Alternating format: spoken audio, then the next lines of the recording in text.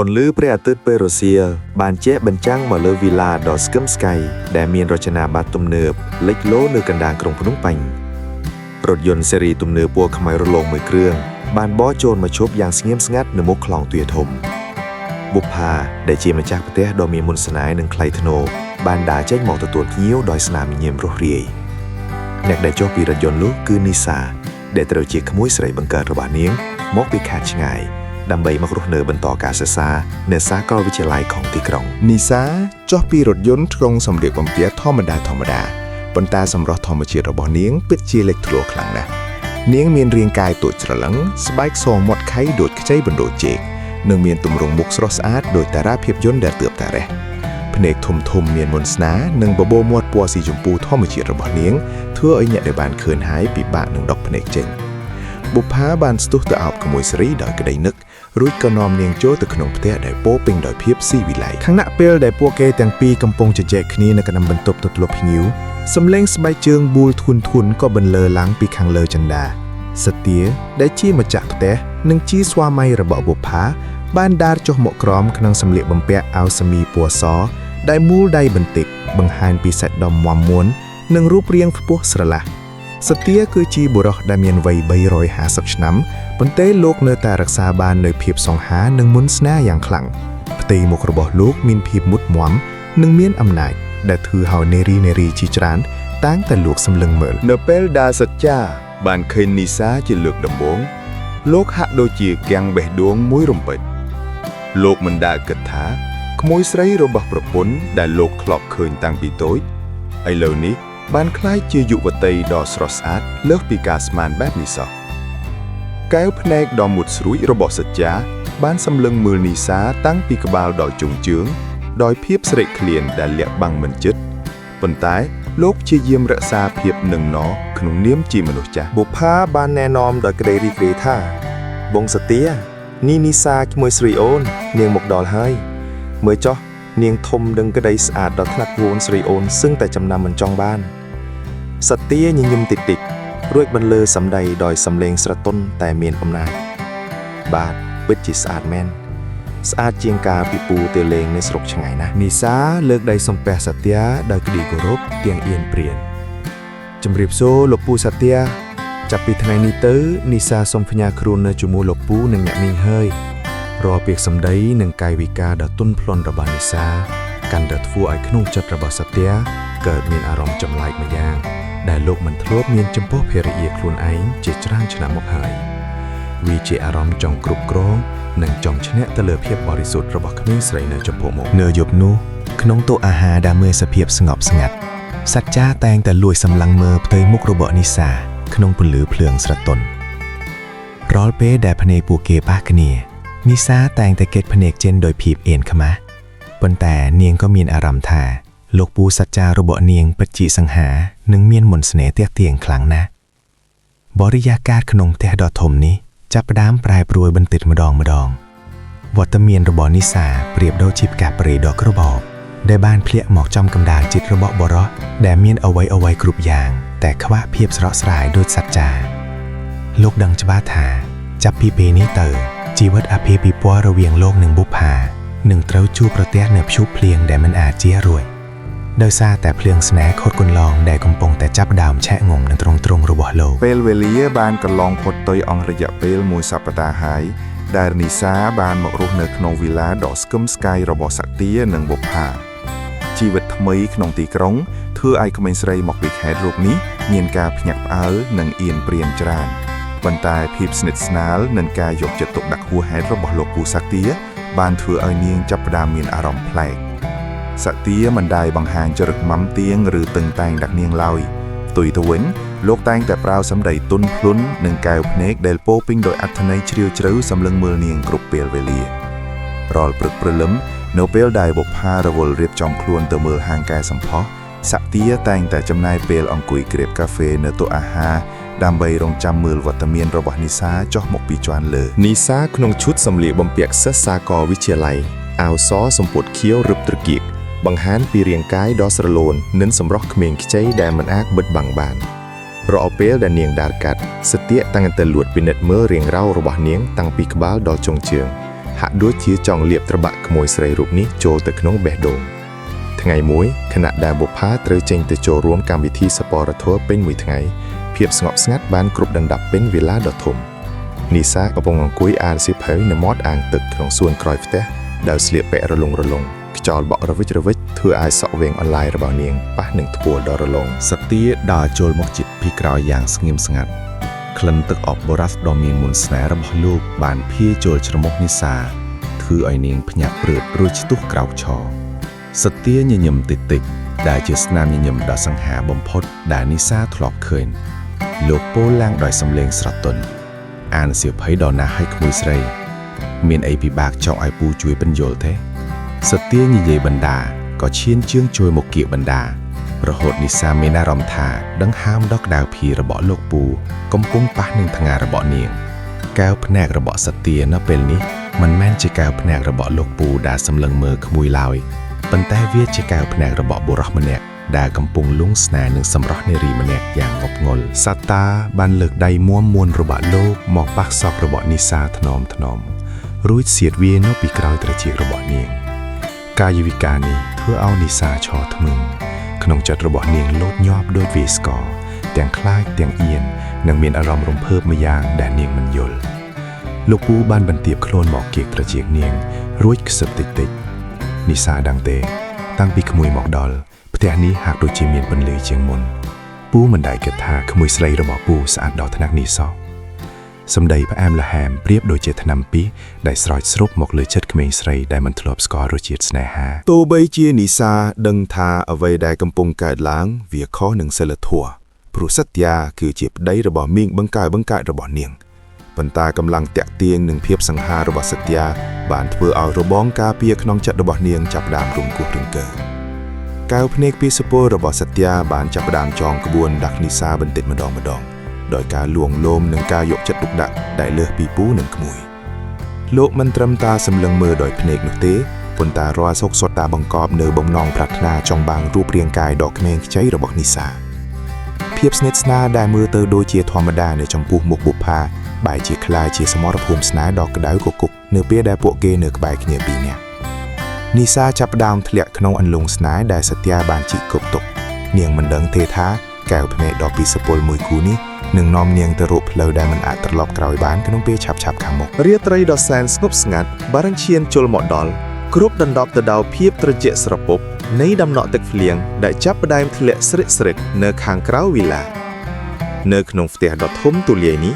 មានតែភាពស្ងប់ស្ងាត់ដែលគួរឲ្យព្រឺព្រួចព្រោះបុប្ផាត្រូវចេញទៅជួយការងារបុណ្យសពសាច់ញាតិនៅខេត្តបាត់ដំបង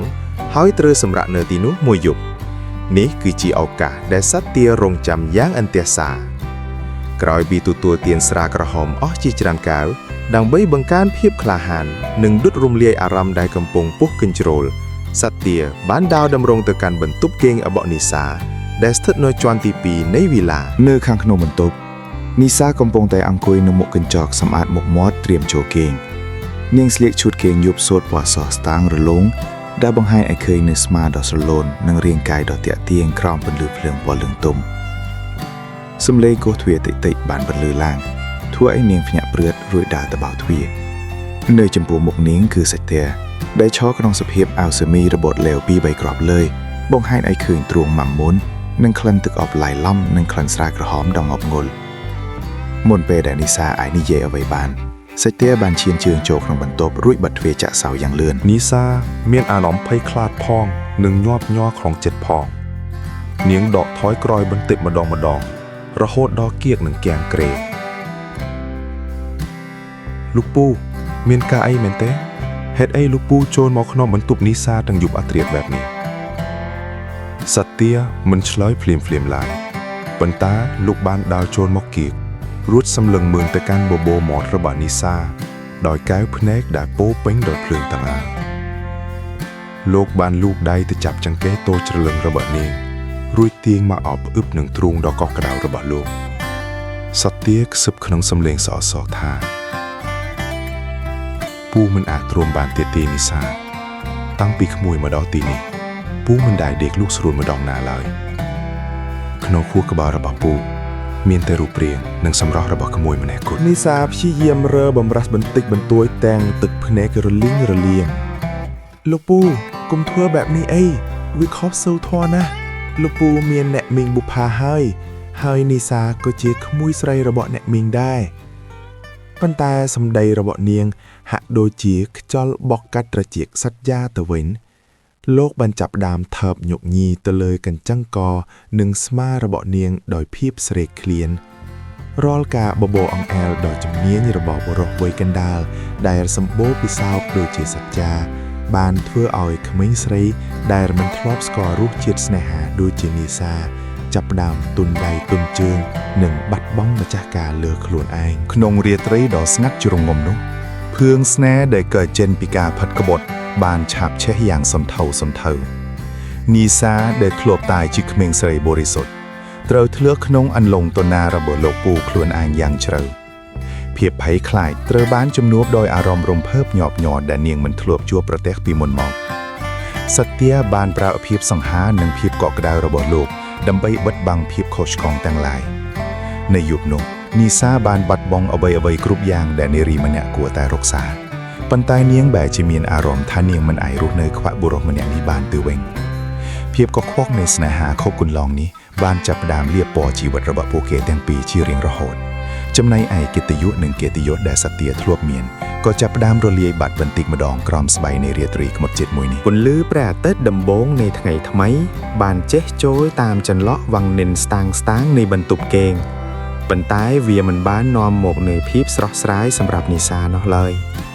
នាងភ្ញាក់ដឹងខ្លួនឡើងជាមួយនឹងអារម្មណ៍ធ្ងន់អឹតនៅថ្នឹងទ្រូង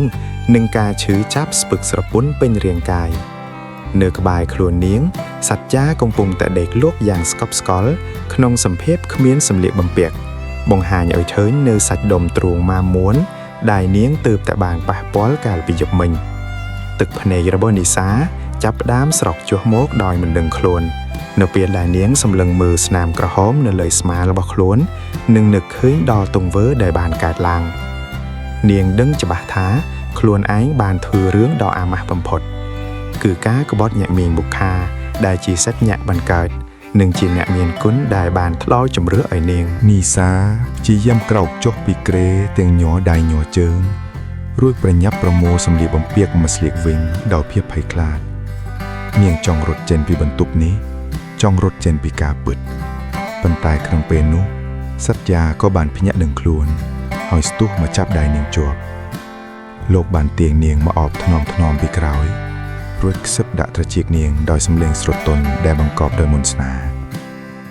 នីសាកុំយំអីអ្វីដែលបានកើតឡើងជាកំហុសរបស់ពូប៉ុន្តែពូធ្វើវាព្រោះពូស្រឡាញ់ក្មួយខ្លាំងពេកពូមិនអាចបណ្ដោយឲ្យក្មួយទៅជារបស់អ្នកផ្សេងបានទេសម្ដីផ្អែមល្ហែមរបស់សត្យាប្រៀបដូចជាថ្នាំស្ពឹកដែលធ្វើឲ្យវិបត្តិឌីសារីរបស់នីសាស្រាក់ចុះមួយកម្រិតលោកបានបង្វែរមុខនាងមកថើបថ្ងារួចសន្យាថានឹងមើលថែនាងឲ្យល្អបំផុតមិនឲ្យនាងត្រូវពិបាកឬខ្វះខាតអ្វីឡើយសត្យាបានប្រារព្ធឥទ្ធិពលនៃភាពជាបុរសដែលពូកែខាងលួងលោមដើម្បីបញ្ជូននីសាឲ្យរក្សារឿងនេះជាសម្ងាត់បំផុតលោកបានប្រាប់នាងថាប្រសិនបើរឿងនេះបែកការមិនត្រឹមតែនាងទេដែលត្រូវខ្មាស់គេប៉ុន្តែគ្រួសារទាំងមូលនឹងត្រូវរលាយបាត់បង់កិត្តិយសដោយសារតែចិត្តទន់ជ្រាយនិងការធ្លាក់ក្នុងអន្លង់ស្នេហ៍របស់លោកពូសង្ហារូបនេះទៅហើយនីសាក៏យល់ព្រមលះបង់ការពិតនាងបានត្រឡប់ទៅបន្ទប់ទឹកដើម្បីសម្អាតរាងកាយនិងលុបលាងរាល់ដានដែលនៅសេសសល់មុនពេលដែលបុប្ផាត្រឡប់មកពីខេត្តវិញនៅពេលថ្ងៃត្រង់នៅពេលដែលបុប្ផាមកដល់ផ្ទះនាងបានទិញកាដូនិងនំចំណីជាច្រើនមកផ្ញើស្វាមីនិងក្មួយស្រីនីសាព្យាយាមសម្ដែងទឹកមុខឲ្យដូចជាធម្មតាប៉ុន្តែនាងមិនហ៊ានសម្លឹងចំភ្នែកញាក់មីងឡើយរាល់ពេលដែលបុប្ផានិយាយពីក្តីស្រឡាញ់ដែលមានចំពោះសត្យានីសាមានអារម្មណ៍ដូចជាមានកាំបិតរាប់ពាន់មកចាក់ទលោះបេះដូងចំណែកឯសត្យាវិញលោកសម្ដែងធ្វើជាស្វាមីដ៏ល្អឥតខកលោកយកចិត្តទុកដាក់លើបុប្ផាលើសពី10ដងដើម្បីបង្វែរការសង្ស័យប៉ុន្តែនៅពីក្រោយខ្នងភរិយាសត្យាតែងតែលួចផ្ញើសារនិងប្រើកែភ្នែកបង្កប់ពីសុពលសម្លឹងមើលនីសាជានិច្ចការរស់នៅក្នុងផ្ទះតែមួយក្រោមដំបូលនៃការពិតដ៏ខ្មៅងងឹត បានចាប់ដើមធ្វើឲ្យបរិយាកាសក្នុងវីឡាដ៏ស្កឹមស្កៃនេះប្រែជាតានតឹងនីសាដឹងថានាងកំពុងតែដើរលើខ្សែចំណងដែលដាច់រហែកហើយរាល់ការលាក់បាំងរបស់នាងគឺជាការសន្សំទុកនៅក្របបែកពេលវេលាដែលនឹងផ្ទុះឡើងនៅថ្ងៃណាមួយមិនខាន បន្ទាប់ពីយប់ដ៏ខ្មៅងងឹតនោះមកទំនាក់ទំនងរវាងសត្យានិងនីសាមិនបានថមថយចុះឡើយផ្ទុយទៅវិញវាកាន់តែរីកដុះដាលឡើងដូចជាលបែងដុតកម្ដៅភ្លើងតណ្ហានៅក្នុងផ្ទះដ៏ស្ងប់ស្ងាត់មួយនេះនីសាដែលធ្លាប់តែមានចិត្តភ័យខ្លាចនិងមានវិបដិសារីចាប់ផ្ដើមស្វាមទៅនឹងការលួងលោមនិងការថ្នាក់ថ្នមរបស់សត្យានាងលងជឿលើភិក្ខសម្ដីផ្អែមល្ហែមដែលថានាងគឺជាស្រីតែម្នាក់គត់ដែលធ្វើឲ្យលោកមានជីវិតជីវ៉ារាល់ព្រឹកនៅពេលដែលបុប្ផាចេញទៅមើលហាងឬទៅជួបមិត្តភ័ក្តិក្នុងកម្មវិធីសង្គមវីឡាដ៏ធំស្កឹមស្កៃនេះคล้ายជាឋានសួគ៌លួកលាក់សម្រាប់ពួកគេទាំងពីរសត្យាតែងតែរកលេសមិនទៅក្រុមហ៊ុនឬត្រឡប់មកតាក់វិញនៅពេលថ្ងៃត្រង់ដើម្បីចំណាយពេលនៅជាមួយក្មួយស្រីថ្លៃរូបនេះ ភាពស្និទ្ធស្នាលរបស់ពួកគេកាន់តែមានភាពក្លាហាននិងគ្រោះថ្នាក់ឡើងបន្តិចម្ដងពួកគេមិនត្រឹមតែលួចលាក់នៅក្នុងបន្ទប់គេងប៉ុណ្ណោះទេប៉ុន្តែស្ទើរតែគ្រប់ជ្រុងនៃផ្ទះចាប់តាំងពីបន្ទប់ទទួលភ្ញៀវរហូតដល់ក្នុងផ្ទះបាយសុទ្ធតែជាកន្លែងដែលសត្យាប្រាយមុនស្នេហ៍និងភាពសង្ហារបស់លោកដើម្បីបបោសង្ហានីសាចាប់ផ្ដើមមានអារម្មណ៍ថាខ្លួនឯងមានអំណាចលើសត្យានាងសប្បាយចិត្តនឹងការដែលលោកពូសង្ហារូបនេះងប់ងុលនឹងនាងខ្លាំងជាងភរិយាខ្លួនឯងរាល់ពេលដែលពួកគេនៅក្បែរគ្នាសត្យាតែងតែទិញគ្រឿងអលង្ការថ្លៃៗកាបូបម៉ាកល្បីៗនិងរបស់របរប្រើប្រាស់ទំនើបឲ្យនីសាដើម្បីជាការលួងចិត្តនិងដើម្បីបិទបាំងកំហុសឆ្គងរបស់ទាំងនោះប្រៀបដូចជាច្រវាក់មាសដែលចងជើងនីសាឲ្យដកខ្លួនមិនរួចពីអន្លង់ស្នេហ៍ខុសសីលធម៌នេះទោះជាយ៉ាងណាភាពស្និទ្ធស្នាលនេះមិនមែនគ្មានស្រមោលអាក្រក់ឡើយរាល់ពេលដែលបុប្ផាត្រឡប់មកវិញនីសាត្រូវប្រញាប់ផ្លាក់ប្ដូរទឹកមុខនិងកាយវិការមុខជាក្មួយស្រីដ៏ស្លូតបូតវិញភ្លាមការសម្ដែងធ្វើជាមនុស្សពីរមុខនេះចាប់ផ្ដើមធ្វើឲ្យនីសាមានសម្ពាធផ្លូវចិត្តយ៉ាងខ្លាំងពេលខ្លះ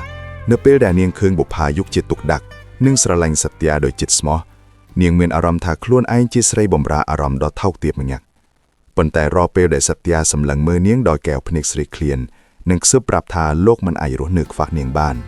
នីសាក៏បោះបង់ចោលនូវភាពត្រឹមត្រូវទាំងអស់នាងចាប់ផ្ដើមស៊ាំនឹងរសជាតិភេទក្បត់ដែលផ្អែមល្ហែមក្នុងគ្រាដំបូងប៉ុន្តែបង្កប់ដោយពីសុខពលដ៏សាហាវសត្យាដែលជាបុរសសម្បូរល្បិតកាន់ថាពូកែខាងបិទបាំងលោកសម្ដែងធ្វើជាពូដែលចិត្តល្អនៅចំពោះមុខភរិយាដែលជួយឧបត្ថម្ភការសិក្សារបស់នីសាយ៉ាងពេញទំហឹងប៉ុន្តែនៅពីក្រោយខ្នងលោកគឺជាអ្នកបំផ្លាញអនាគតនិងភាពបរិសុទ្ធរបស់ក្មួយស្រីខ្លួនឯងយ៉ាងឈាមត្រជាក់គ្រោះថ្នាក់កាន់តែខិតជិតមកដល់នៅពេលដែលពួកគេចាប់ផ្ដើមធ្វើប្រហែសក្នុងសកម្មភាពលួចលាក់មានដងខ្លះបុប្ផាចាប់ផ្ដើមឆ្ងល់ពីក្លិនទឹកអប់ស្រីដែលជាប់លើអាវរបស់សត្យាឬស្នាមញញើសប្លែកៗរវាងស្វាមីនិងក្មួយស្រីរបស់នាង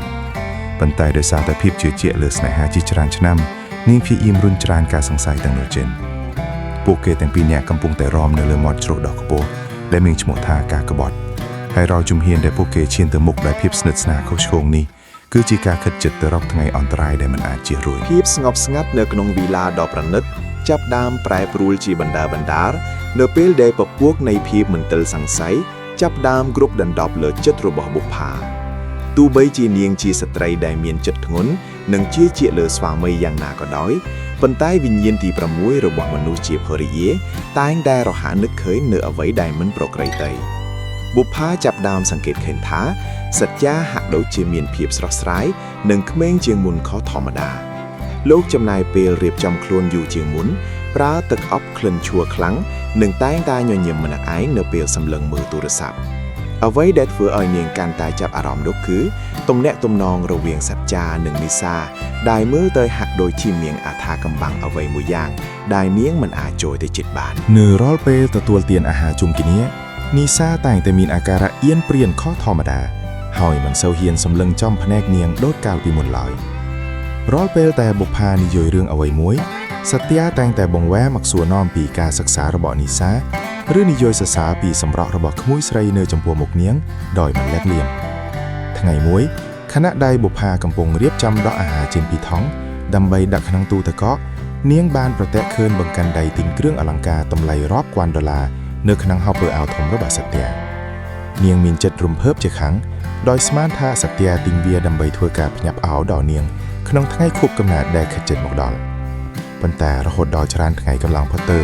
នាងមិនដែលឃើញគ្រឿងអលង្ការនោះលើខ្លួននាងឡើយបែរជាឃើញនីសាពាក់ខ្សែដៃមាសសដ៏ប្រណិតមួយដែលមានម៉ូដដូចគ្នាបែបបិទទៅនឹងអ្វីដែលនាងបានឃើញក្នុងបង្កាន់ដៃនោះនៅពេលដែលបុប្ផាសួរបញ្ជាក់នីសាមានអាការៈស្លន់ស្លោនិងឆ្លើយទាំងញ័រមាត់ថាវាជាកាដូដែលនាងខំសន្សំលុយទិញខ្លួនឯងដើម្បីជារង្វាន់លើកទឹកចិត្តដល់ការរៀនពូកែទោះបីជាសម្ដីនោះហាក់ដូចជាមានហេតុផលប៉ុន្តែបុប្ផាដឹងច្បាស់ថា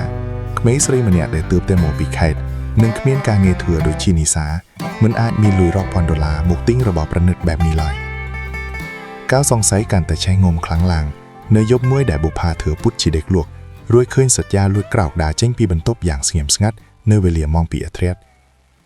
នាងបានលួចដើរតាមពីក្រោយដោយមិនឲ្យដឹងខ្លួនរហូតដល់ឃើញសត្យាឈរនៅមុខបន្ទប់របស់នីសាហើយគោះទ្វារតិចៗរួចទ្វារក៏របើកឡើងហាក់ដូចជាមានអ្នករងចាំស្រាប់បេះដូងរបស់បុប្ផាចាប់ផ្ដើមលោតញាប់ស្ទើរទៅធ្លាក់មកក្រៅនាងចង់ស្ទុះទៅបើកទ្វារដើម្បីមើលឲ្យឃើញនឹងភ្នែកប៉ុន្តែភាពភ័យខ្លាចនិងភាពមិនចង់ជឿលើការពិតបានធ្វើឲ្យនាងគាំងនៅមួយកន្លែងនាងបានត្រឡប់មកបន្ទប់វិញទឹកភ្នែកហូរជោកថ្ពាល់រួចព្យាយាមប្រាប់ខ្លួនឯងថាប្រហែលជាសត្យាគ្រាន់តែទៅសួរនាំក្បួយពីរឿងអីមួយតែប៉ុណ្ណោះប៉ុន្តែភស្តុតាងជុំវិញខ្លួនកាន់តែបង្ហាញឲ្យឃើញច្បាស់ថាស្វាមីដែលនាងធ្លាប់ស្រឡាញ់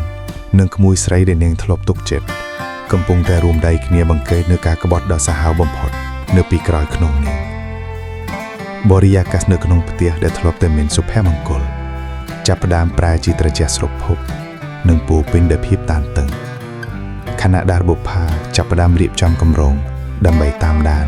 និងរកឲ្យឃើញនូវការពិតដ៏អាម៉ាស់ដែលកំពុងតែលាក់បាំងក្រោមដំបូលផ្ទះរបស់នាងទោះបីជាដឹងថាមានស្រមោលនៃភាពសង្ស័យតាមឡងបន្លាចពីសំណាក់បុប្ផាយ៉ាងណាក៏ដោយក៏ភ្លើងតណ្ហានិងភាពងប់ងុលដែលសត្យាមានចំពោះនីសាមិនបានថយចុះឡើយបែរជាកាន់តែឆាបឆេះខាងឡើងដូចជាសត្វសាហាវដែលឃ្លានមិនចេះឆ្អែតឆន់សម្រាប់សត្យានីសាប្រៀបដូចជាស្រាត្រហមដ៏មានរសជាតិឆ្ងាញ់ពិសាដែលធ្វើឲ្យលោកវង្វេងស្មារតីចំណែកឯនីសាវិញនាងបានធ្លាក់ជ្រៅទៅក្នុងអន្លង់ស្នេហ៍ខុសសីលធម៌នេះរហូតបល័យស្គាល់អ្វីដែលហៅថាខុសឬត្រូវរាល់ពេលដែលបុប្ផាចេញពីផ្ទះទោះបីជាត្រឹមតែរយៈពេលខ្លីក៏ដោយក៏ពួកគីទាំងពីរមិនដែលរំលងឱកាសក្នុងការសាងភាពស្និទ្ធស្នាលជាមួយគ្នាឡើយការក្បត់បានคล้ายជាទម្លាប់ហើយការភូតផរបានคล้ายជាខ្យល់ដង្ហើមប្រចាំថ្ងៃរបស់ពួកគេនៅក្នុងវីឡាដ៏ប្រណិតនេះសុទ្ធយាចាប់ផ្ដើមប្រើល្បិចកាន់តែខ្ពស់ដើម្បីបាននៅក្បែរនីសាឲ្យបានច្រើនបំផុតលោកបានប្រាប់បុប្ផាថាក្រុមហ៊ុនមានគម្រោងថ្មីដែលត្រូវចុះទៅតាមខេត្តជាញឹកញាប់ប៉ុន្តែការពិតលោកបានលួចនីសាទៅសោយសុខនៅតាមសន្តាគារលំដាប់ផ្កាយ5ឬតំបន់កំសាន្តដាច់ស្រយាលដែលគ្មានអ្នកស្គាល់នៅក្នុងដំណើរកំសាន្តលួចលាក់ទាំងនោះសច្ចាបានប្រើប្រាស់ទ្រព្យសម្បត្តិនិងភាពសង្ហារបស់លោកដើម្បីបំពេញបំណងប្រាថ្នារបស់នីសាគ្រប់បែបយ៉ាងនាងទទួលបានទាំងកិត្តិយសខ្លាំងក្លាយនិងភាពសុខស្រួលដែលនារីវ័យក្មេងដទៃទៀតមិនអាចមានរាល់ការប៉ះពាល់និងការបបោសអង្អែលរបស់សច្ចាបានធ្វើឲ្យនីសាភ្លេចអកនៅទឹកភ្នែកនិងការឈឺចាប់របស់ម្ដាយមីងដែលកំពុងរងចាំនៅផ្ទះនាងដឹងថាខ្លួនឯងកំពុងក្បត់គុណធម៌ប៉ុន្តែនាងមិនអាចទប់ទល់នឹងមន្តស្នេហ៍ដ៏មានអំណាចរបស់លោកពូបានឡើយរាល់ពេលដែលពួកគេត្រឡប់មកដល់ផ្ទះវិញសត្យាតែងតែដើរចូលផ្ទះដោយទឹកមុខស្ងប់ស្ងាត់ហាក់ដូចជាគ្មានអ្វីកើតឡើងលោកនៅតែអាចថោកថ្ពាល់បុប្ផានិងនិយាយពាក្យផ្អែមល្ហែមដាក់នាងទាំងដែលដាននៃក្លិនទឹកអប់របស់នីសានៅជាប់នឹងខ្លួនលោកនៅឡើយភាពសាហាវយង់ឃ្នងនៃចិត្តមនុស្សដែលហ៊ានក្បត់ម្ដងហើយម្ដងទៀតនេះបានធ្វើឲ្យនីសាចាប់ផ្ដើមមានអារម្មណ៍ភ័យខ្លាចចំពោះសត្យាផងដែរនាងចាប់ផ្ដើមសួរខ្លួនឯងថាបើសិនជាលោកអាចក្បត់ភរិយាដែលរួមសុខរួមទុក្ខជាមួយលោកជាច្រើនឆ្នាំបានយ៉ាងងាយបែបនេះតើថ្ងៃណាមួយលោកនឹងក្បត់នាងដែរឬទេប៉ុន្តែរាល់ការសង្ស័យរបស់នាងតែងតែត្រូវបានបំបត្តិដោយកាដូថ្លៃៗនិងការលងលោមនៅលើក្រេដែលសត្យាផ្ដល់ឲ្យមិនដែលខានការក្បត់ដៃមិនចេះចប់មិនចេះហើយនេះបានរុញច្រានពួកគេឲ្យកាន់តែខិតទៅរកមាត់ជ្រក់នៃភាពអន្តរាយនីសាចាប់ផ្ដើមមានចិត្តចង់គ្រប់គ្រងសត្យាខ្លាំងជាងមុននាងមិនចង់នៅត្រឹមតែជាក្មួយស្រីលួចលាក់ទៀតឡើយនាងចង់ក្លាយជាម្ចាស់បេះដូងរបស់សត្យាដោយចំហភាពច្រណែនឈ្នានីសរវាងក្មួយស្រីនិងម្ដាយនាងចាប់ផ្ដើមផ្ទុះឡើងតាមរយៈកាយវិការនិងភាពសម្ដីឌឺដងដែលបុប្ផាចាប់ផ្ដើមដឹងខ្លួន สัตว์ยะได้สถิตในกันดาลบายชีสบายចិត្តនឹងការឃើញនារីពីរញាក់ដណ្ដើមគ្នាដើម្បីលោកទៅវិញលោកមិនដឹងទេថាភ្លើងដែលលោកកំពុងតែបង្កាត់ដើម្បីកម្ដៅតណ្ហានេះវាកំពុងតែរៀបនឹងឆាបឆេះរាល់អ្វីៗគ្រប់យ៉ាងដែលលោកបានសាងមកក្នុងមួយប្រព្រឹត្តភ្នែកនៅពេលដែលការពិតដ៏សាហាវត្រូវបានលាតត្រដាងនៅចំពោះមុខភរិយាដែលកំពុងតែអស់ភាពអត់ធ្មត់ខណៈដែលទំនាក់ទំនងលួចលាក់រវាងសច្ចានិងនីសាកំពុងតែស្ថិតក្នុងភាពងប់ងល់បំផុតស្រាប់តែមានវត្តមានបុរសម្នាក់បានចូលមកយាយីដល់ផ្លូវចិត្តរបស់សច្ចានោះគឺរតនាមិត្តរួមថ្នាក់នៅសាកលវិទ្យាល័យរបស់នីសាដែលជាយុវជនសង្ហារាងខ្ពស់ស្រឡះនិងមានចរិតរួសរាយរាក់ទាក់រតនាបានបង្ហាញការចាប់អារម្មណ៍លើនីសាយ៉ាងខ្លាំងហើយតែងតែឆ្លៀតឱកាសជូននាងមកផ្ទះឬបបួលនាងទៅរៀនជាក្រុមជាញឹកញាប់សម្រាប់នីសាវត្តមានរបស់រតនាគឺជាខ្យល់ដង្ហើមដ៏បរិសុទ្ធដែលជួយឲ្យនាងមានអារម្មណ៍ថាខ្លួនឯងនៅក្មេងនិងមានតម្លៃជាយុវតីធម្មតាម្នាក់មិនមែនជាស្រីលួចលាក់ដែលរស់ក្នុងស្រមោលរបស់លោកពូនោះទេទោះជាយ៉ាងណាភាពស្និទ្ធស្នាលរវាងនីសានិងរតនាបានคล้ายជាបន្លាចាក់ដតបេះដូងរបស់សច្ចាយ៉ាងខ្លាំងបុរសដែលមានអំណាចនិងធ្លាប់តែគ្រប់គ្រងអ្វីគ្រប់យ៉ាងដូចជាសច្ចាមិនអាចទ្រាំឃើញក្មេងស្រីដែលលោកចាត់ទុកជាសម្បត្តិផ្ទាល់ខ្លួនទៅសើចសប្បាយជាមួយប្រុសក្មេងម្នាក់ទៀតឡើយរាល់ពេលដែលឃើញរតនាជូននីសាមកដោយមុខរបងវិឡាសច្ចាតែងតែឈរសម្លឹងមើលតាមបង្អួនដោយកែវភ្នែកពោពេញដោយកំហឹងនិងភាពច្នៃលោកចាប់ផ្ដើមប្រើអំណាចជាលោកពូដើម្បីរឹតបន្តឹងសេរីភាពរបស់នីសា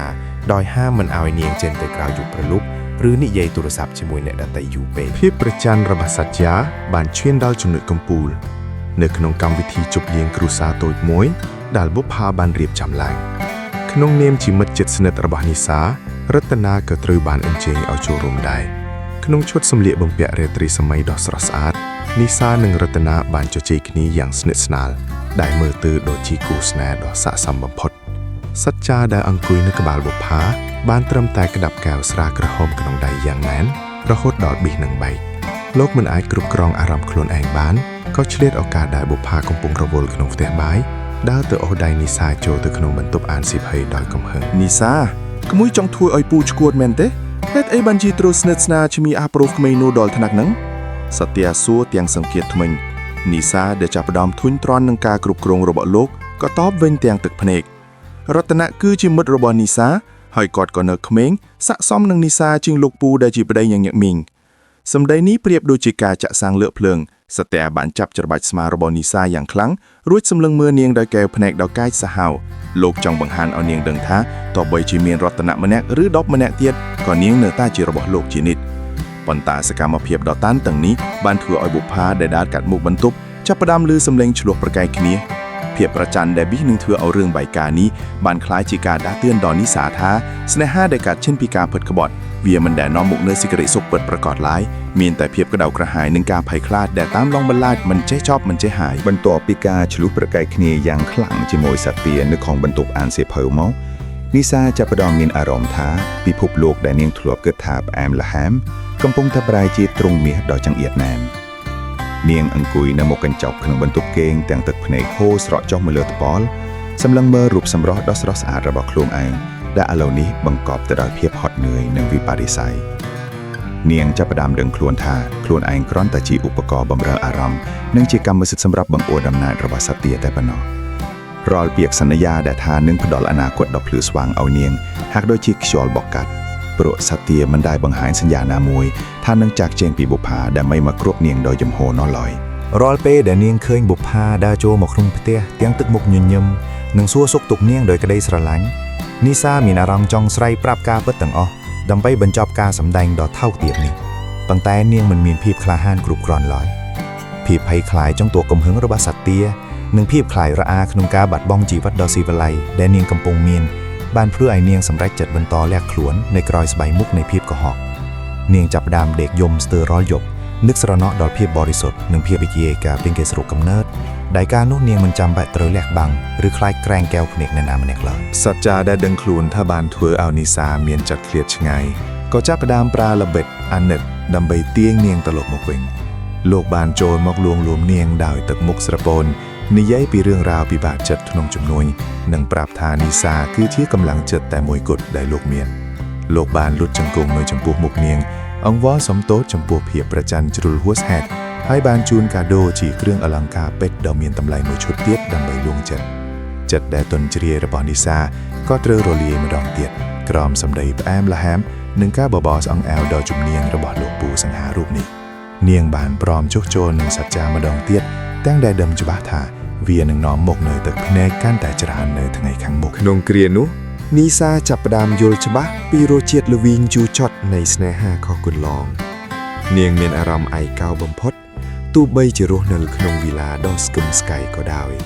ព្រោះនាងមិនអាចចែករំលែកអាថាកំបាំងនេះជាមួយអ្នកណាម្នាក់បានឡើយសូម្បីតែមិត្តជិតស្និទ្ធដូចជារតនានាងចាប់ផ្ដើមដកខ្លួនចេញពីសង្គមខាងក្រៅคล้ายជាមនុស្សស្រីដែលរស់នៅដើម្បីតែរងចាំការមុខដងរបស់សត្វទានៅពេលដែលបុប្ផាមិននៅទឹកភ្នែកដែលហូរក្រោយស្បៃមុខនៃភាពស្រស់ស្អាតរបស់នាងគឺជាសក្ខីភាពនៃក្តីស្រឡាញ់ដែលគ្មានគតិយោនិងជាការចាប់ផ្ដើមនៃផ្លូវដែលកាន់តែងងឹតទៅដែលនាងមិនដឹងថាតើត្រូវបញ្ចប់វាដោយរបៀបណានោះឡើយរស្មីនៃថ្ងៃថ្មីហាក់ដូចជាមានភ្លៀបអាប់អួរប្លែកខុសពីថ្ងៃធម្មតាសម្រាប់អ្នករស់នៅក្នុងវីឡាដូស្កឹមស្កៃនេះវាគឺជាថ្ងៃខួបកំណើតអាពាហ៍ពិពាហ៍គម្រប់12ឆ្នាំរបស់សច្ចានិងបុប្ផា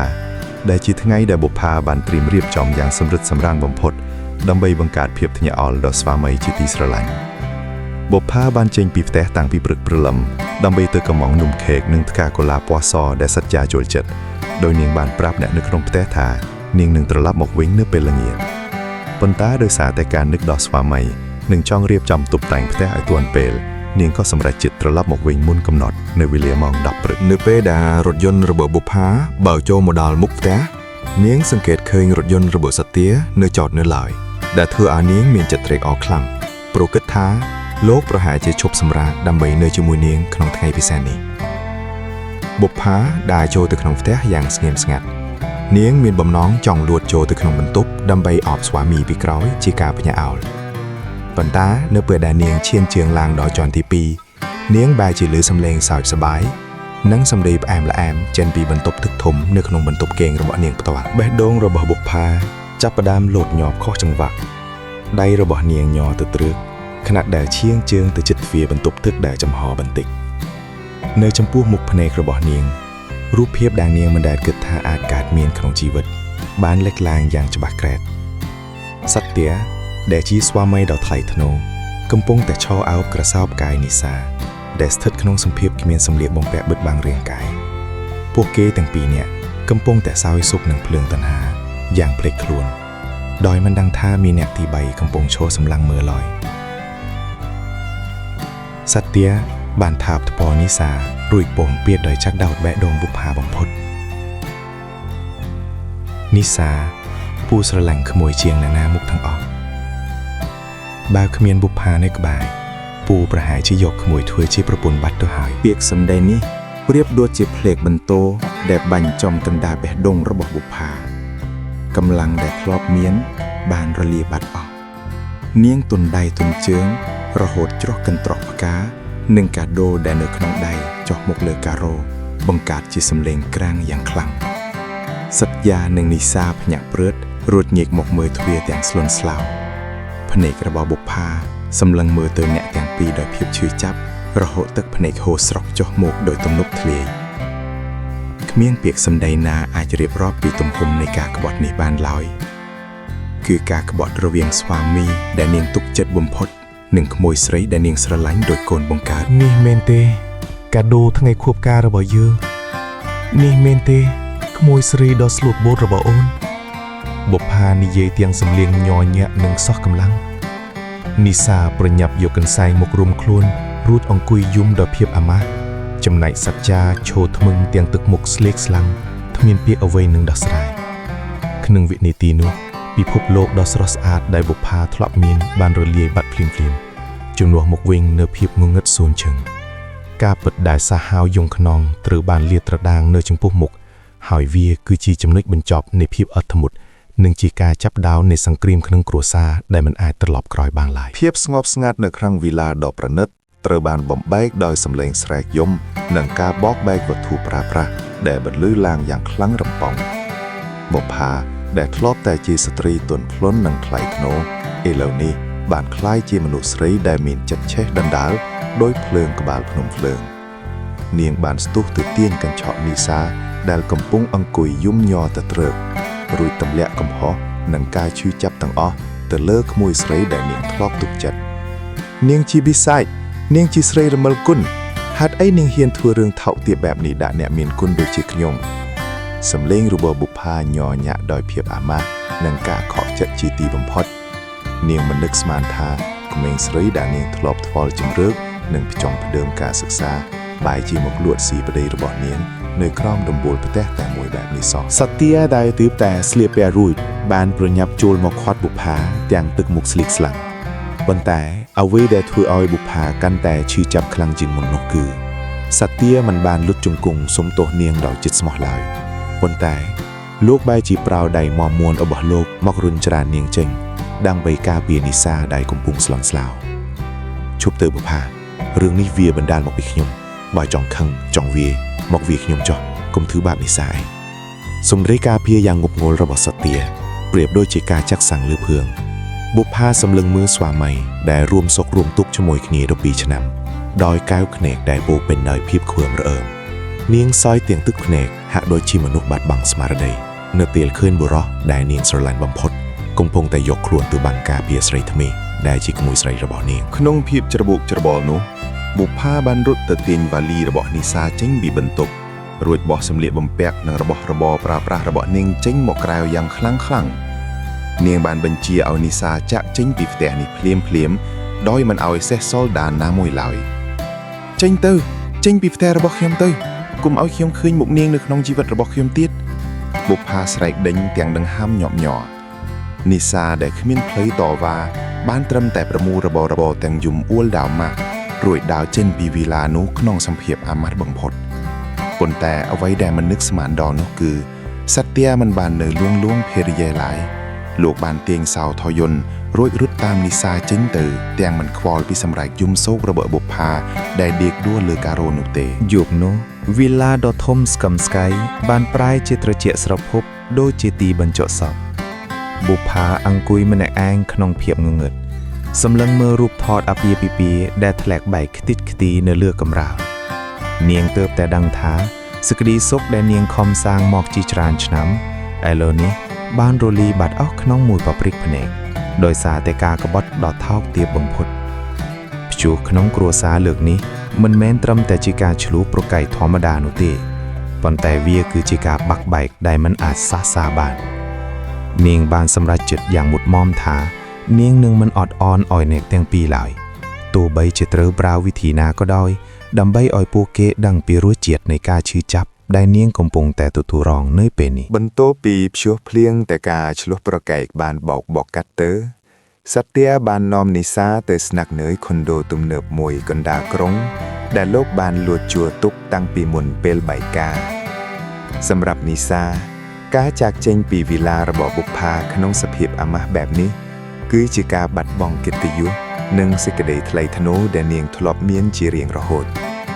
នាងលែងជាក្មួយស្រីដ៏ស្លូតបូតនិងជានិស្សិតដែលមានអនាគតភ្លឺស្វាងទៀតហើយប៉ុន្តែឥឡូវនេះនាងបានក្លាយជាស្រីលួចលាក់ឬជាជនទី3ដែលបំផ្លាញសុភមង្គលគ្រួសារអ្នកដទៃយ៉ាងពេញមុខពេញមាត់ទោះបីជាខុនដូថ្មីនេះមានភាពស៊ីវិល័យនិងបំពាបដោយគ្រឿងសង្ហារឹមថ្លៃៗយ៉ាងណាក៏ដោយក៏នីសាមិនអាចរកឃើញសេចក្តីសុខពិតប្រាកដឡើយព្រោះរាល់ពេលដែលនាងដើរចេញទៅខាងក្រៅនាងតែងតែមានអារម្មណ៍ថាមានកែវភ្នែករាប់ពាន់កំពុងសម្លឹងមើលមកនាងដោយភាពដៀវថ្មាសច្ចាចាប់ផ្ដើមចំណាយពេលភាគច្រើននៅជាមួយនីសាលោកព្យាយាមបំពេញចិត្តនាងគ្រប់បែបយ៉ាងដើម្បីឲ្យនាងភ្លេចនៅរឿងរ៉ាវឈឺចាប់កន្លងមកលោកបានបន្តប្រាការឲ្យនាងប្រើប្រាស់មិនខ្វះទិញសម្លៀកបំពាក់ម៉ាកល្បីៗនិងនាំនាងទៅទទួលទានអាហារនៅកន្លែងដែលគ្មានសមាជិកគ្រួសារឬមិត្តភ័ក្តិស្គាល់ប៉ុន្តែភាពកក់ក្ដៅដែលសច្ចាផ្តល់ឲ្យវាមិនអាចលុបលាងនៅភាពត្រជាក់ស្រភពក្នុងចិត្តរបស់នីសាបានឡើយនាងចាប់ផ្ដើមដឹងខ្លួនថាទំនាក់ទំនងនេះមិនមានស្ថិរភាពនោះទេដរាបណាសច្ចានៅមិនទាន់ដោះស្រាយរឿងលែងលះជាមួយបុប្ផាឲ្យដាច់ស្រឡះរាល់ពេលដែលសច្ចាទទួលទូរស័ព្ទពីក្រុមហ៊ុន หรือปีเมทวีนิซาแต่งแต่เมียนอารัมไพคลายทาโลกหนึ่งบอกบองเนียงจอลรูดตลอบตัวโรคภริยาดามวิน ការរស់នៅដោយគ្មានកិត្តិយសនេះបានធ្វើឲ្យចរិតរបស់នីសាប្រែប្រួលពីក្មេងស្រីដែលទន់ភ្លន់ទៅជាមនុស្សស្រីដែលឆាប់ខឹងនិងពោរពេញដោយភាពសង្ស័យនាងតែងតែសួរសត្យទាម្ដងហើយម្ដងទៀតថាតើនៅពេលណាដែលលោកពូដាក់ពាក្យលេងលះជាមួយយ៉ាងមីងឬតើលោកពូហ៊ាននាំនីសាទៅជួបឪពុកម្ដាយនីសាទេបើរឿងបាយការដោះស្រក់កំណើតសំណួរទាំងនេះបានคล้ายជាសម្ពាធសម្រាប់សត្យទាដែលធ្វើឲ្យលោកចាប់ដើមមានអារម្មណ៍ធុញទ្រាន់សត្យទាស្រឡាញ់សម្រស់និងភាពក្មេងខ្ចីរបស់នីសាប៉ុន្តែលោកមិនទាន់ត្រៀមខ្លួនការបាត់បង់ទ្រព្យសម្បត្តិនិងកិត្តិយសដែលលោកបានសាងមកជាមួយបុប្ផាឡើយទំនាក់ទំនងដែលធ្លាប់តែផ្អែមល្ហែមក៏ចាប់ផ្ដើមលាយឡំដោយការទាស់តែងនិងពាក្យសម្ដីឌឺដងដាក់គ្នា ជីវិតរបស់នីសានៅក្នុងខុនដូដ៏ប្រណិតនេះប្រៀបដូចជាការជាប់ឃុំនៅក្នុងទ្រុងមាសដ៏ស្រស់ស្អាតនាងមិនហ៊ានត្រឡប់ទៅសាលារៀនវិញទេព្រោះខ្លាចភាគចចាមអារាមដែលល្បីខ្ទប់ខ្ទាពេញសាកលវិទ្យាល័យនាងបានត្រឹមតែអង្គុយសម្លឹងមើលមេឃតាមអង្អួចខុនដូរងចាំតែវត្តមានរបស់សត្វទាមកដល់ដើម្បីផ្ដល់ភាពកក់ក្ដៅដែលជាកម្លាំងចិត្តតែមួយគត់ដែលនាងសេសសល់នាងទើបតែដឹងថាការជ្រើសរើសផ្លូវក្បត់ចិត្តអ្នកមានគុណដើម្បីសេចក្តីសុខក្នុងភ្លើងតណ្ហាគឺជាការសម្រេចចិត្តដែលខុសឆ្គងបំផុតព្រោះវាបានធ្វើឲ្យនាងបាត់បង់ទាំងកិត្តិយសអនាគតនិងសម្បីតែតម្លៃជាមនុស្សស្រីម្នាក់ក្នុងភ្នែករបស់មនុស្សជុំវិញខ្លួន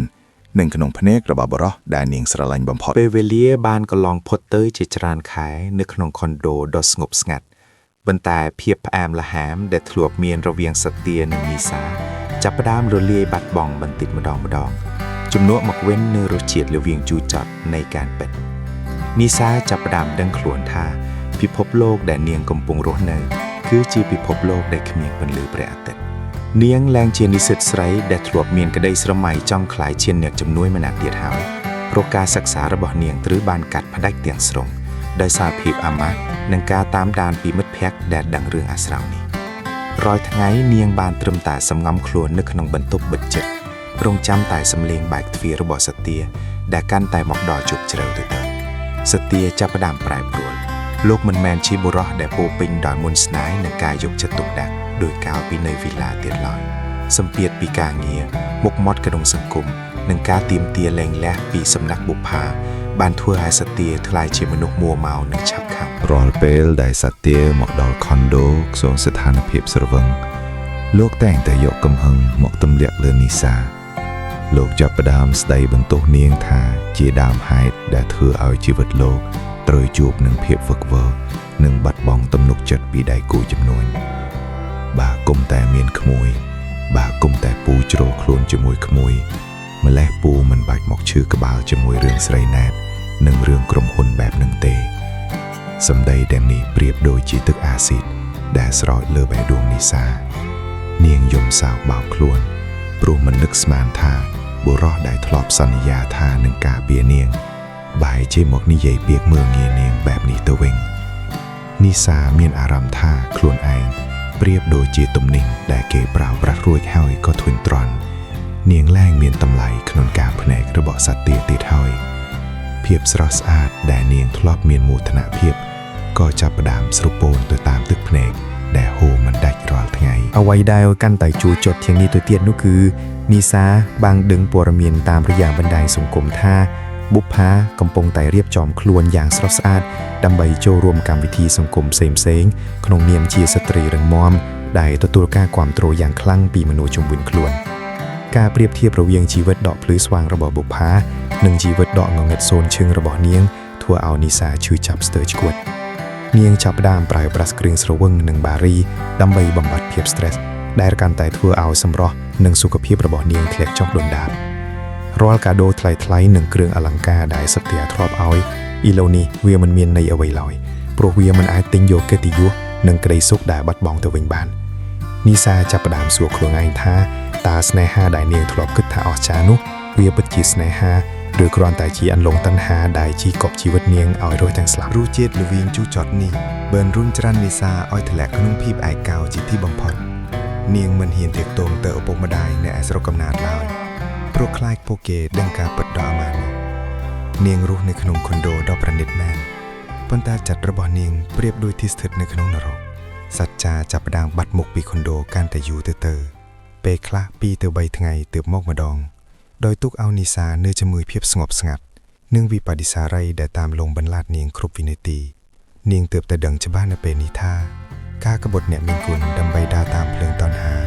គឺត្រូវសងវែងដល់ភាពល្វីងជូរចត់ដែលគ្មានថ្ងៃបញ្ចប់ហើយភ្លើដែលនាងកំពុងដើរនេះកាន់តែខិតទៅរកភាពអន្តរាយដែលនាងមិនអាចទាទប់ជាមុនបានឡើយភាពតានតឹងនៅក្នុងខុនដូដ៏ស្ងាត់ស្ងាត់កាន់តែអូសបន្លាយពេលយូរទៅយូរ